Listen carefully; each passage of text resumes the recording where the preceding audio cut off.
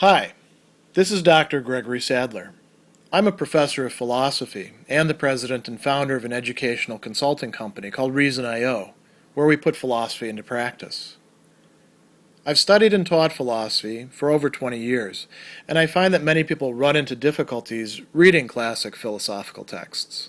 Sometimes it's the way things are said or how the text is structured. But the concepts themselves are not always that complicated, and that's where I come in.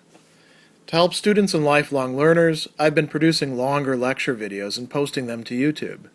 Many viewers say they find them useful. What you're currently watching is part of a new series of shorter videos, each of them focused on one core concept from an important philosophical text. I hope you find it useful as well. Chapters 20 through 23 of the Monologion contain a line of argumentation that Anselm is engaging in about God, or the divine substance, and space. He's also touching on time, as we've talked about in another core concept video, and he's doing so in a parallel way because the ways in which God is related with time are parallel to those in which God is related to space, and they can really be understood as connected with each other, although the lines of argumentation, as Anselm will say, do diverge from each other. Now, the discussion of space is a little bit more contained. It's not spread out through quite so many chapters, just chapters 20 through 23.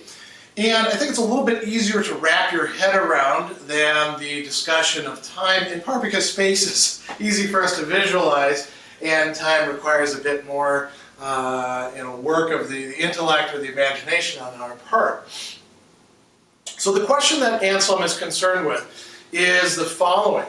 What is the nature of God in relation to space? And he starts out by asking in chapter 20, does God exist everywhere? He says actually everywhere and always, somewhere and sometimes, or nowhere and at no time. And he wants to eliminate the nowhere and the somewhere, and he does so in chapter 20 by pointing out that if God exists nowhere, then we've got a problem, because things are ontologically dependent on God for their very being. As you know, you can check out the video in particular about participation.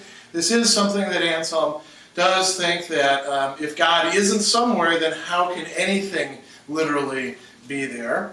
And it's not going to work to say that God is just somewhere and not somewhere else, because if that's the case, then God is, you might say, leaving that place in the lurch as well.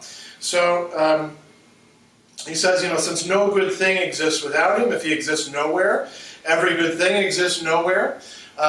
If he exists determinately somewhere and sometimes in some place, it's only in that place where and when also that he exists that anything can exist. So if we want to say that, look, we know that things exist, that's experientially a starting point for us, and we can move from space to space.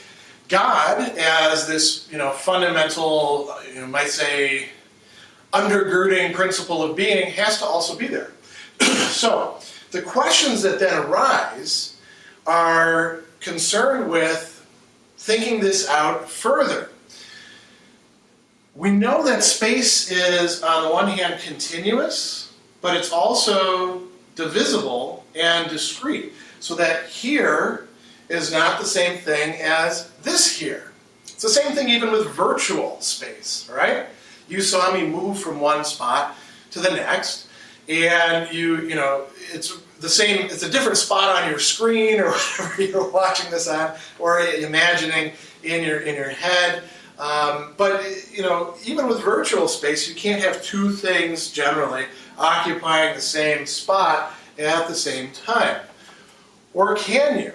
Well, that's something we're going to have to think about. So he goes on and he says, God is not a composite, right? Why does he bring this up? He says, does he exist as a whole everywhere? This could be understood in two ways. Either he exists as a whole all at once in all places, and by parts in individual places, or he exists as a whole even in each individual place.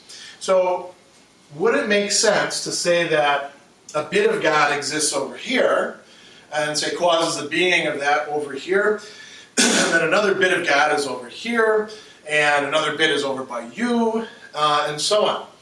Anselm says no, because we've already seen that God is perfectly simple, and actually to be a composite being is in a way not as good as being a simple being, so that's not going to be of the nature of God either.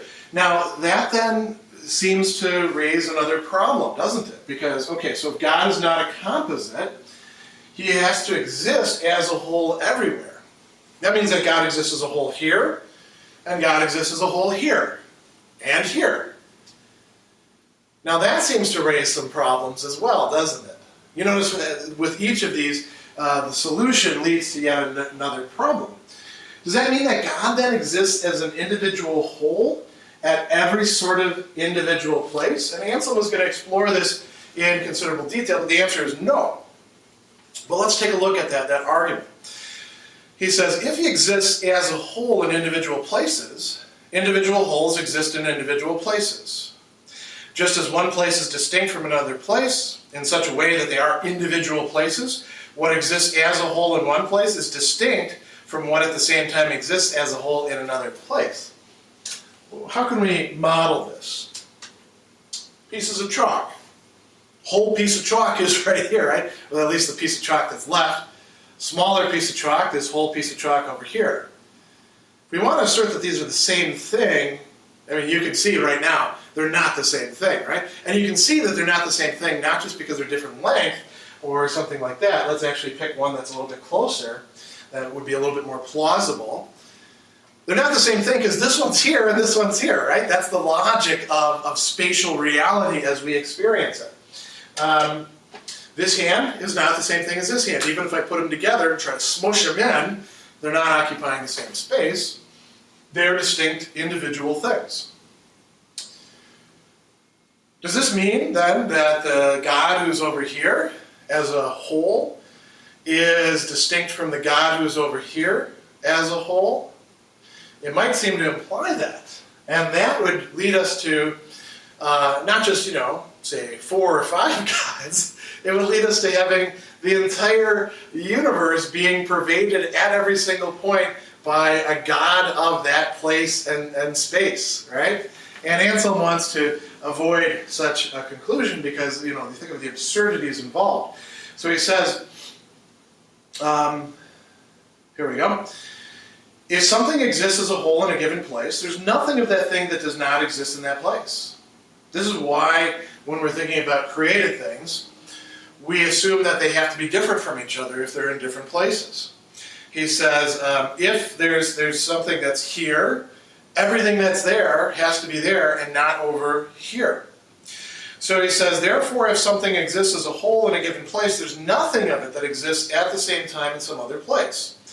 So something that exists at the same time, so something exists as a whole in a given place, how can that whole exist at the same time in some other place if nothing of it can exist in any other place?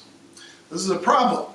So he goes on and he says, since one whole cannot exist as a whole all at once in individual places, it follows that if anything exists as a whole all at once in individual places, it exists as individual wholes in individual places. So this would mean that the supreme nature would be, in effect, split up. There would be as many, he says, individual supreme natures as there can be individual places, and that doesn't make any sense.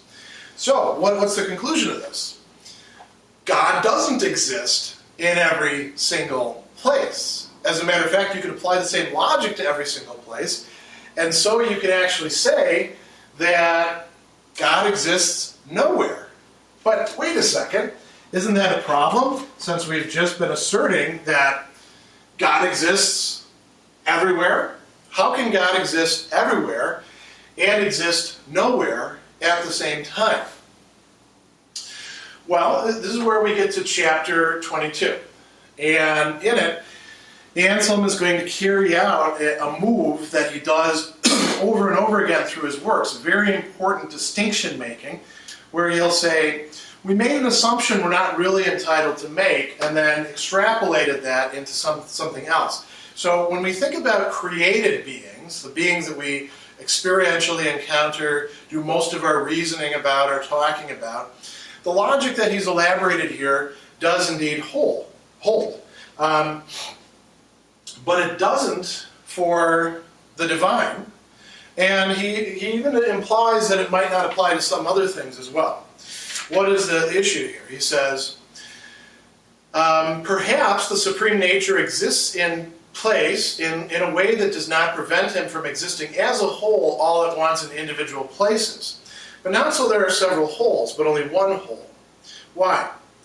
This law of place and time seems to constrain only those things that exist in place or time in such a way that they do not transcend the expanse of space or the duration of time. We're interested in the expanse of space. So he goes on and he explains this in terms of space, and he says, it seems correct to say that a thing has a place only if its quantity is circumscribed by a place that contains it, right? My hand has a space. It's here because there actually is a place that contains it. Now it's over here, different place, similarly containing it.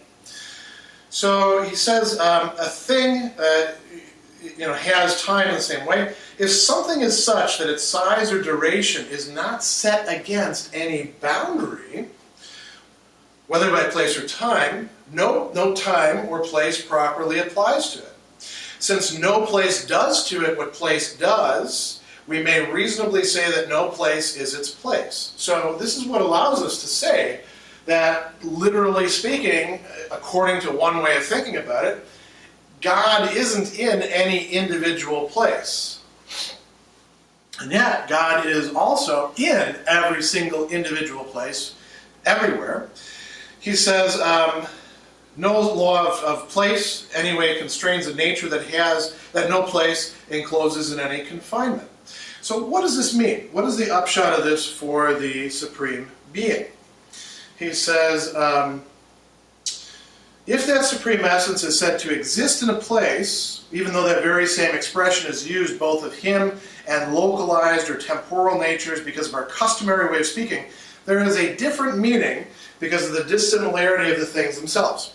When it comes to, here's an important distinction he's making. When it comes to localized or temporal natures, they are present at the times and places in which they're said to exist, and they are contained by those times and places. We associate those two together, being present and being contained. Anselm is saying that, yes, for all those things that actually does apply, that identification is legitimate. However, in the case of God, or presumably anything else that would be so, along those lines, while he is present at every space, he is not contained within that space. Why? Because God actually encompasses every space, is entirely present at every space, and you might say, as Anselm does, thereby pervades every space. Or you could say interpenetrates every space. So he goes on in chapter 23 and he says, it's better to understand God as existing everywhere rather than as existing in every place. What does that mean? He says, the supreme nature does not exist in all places any more than in all existing things, not as if he were contained by them, but because he contains all of them by pervading them. Why should we not say him to exist everywhere, in the sense that he is understood as existing in all existing things, rather than merely as existing in all places? And Anselm says this is really the right way to think about it and to talk about it. And he says, we often quite properly use place words for things that are not places and are not confined with any boundaries of place. So he uses, for an example of this, saying that understanding is there in the soul where rationality is. Is the soul a location, a spatial location? No, but we use this spatial language, this metaphorical language, in order to make sense of that. So he says, there and where are place words, yet the soul does not confine anything, and understanding and rationality are not confined with any boundaries of place. So even more so for the supreme nature, he says, the truth of the matter is the supreme nature would be more rightly said to exist everywhere, so that he is understood as existing in all existing things, rather than as merely as existing in all places. So it's a very important distinction that Anselm is making. He's not saying that logic doesn't apply to the divine nature or the divine substance. He is saying, though, that the logic that we apply to created things by which we identify or conflate containing and presence doesn't actually apply to the divine and leads us astray. So if we can get rid of that mistaken way of seeing it, we can wrap our heads around what it would mean to say that God exists everywhere, and also at the same time, in a certain way, nowhere.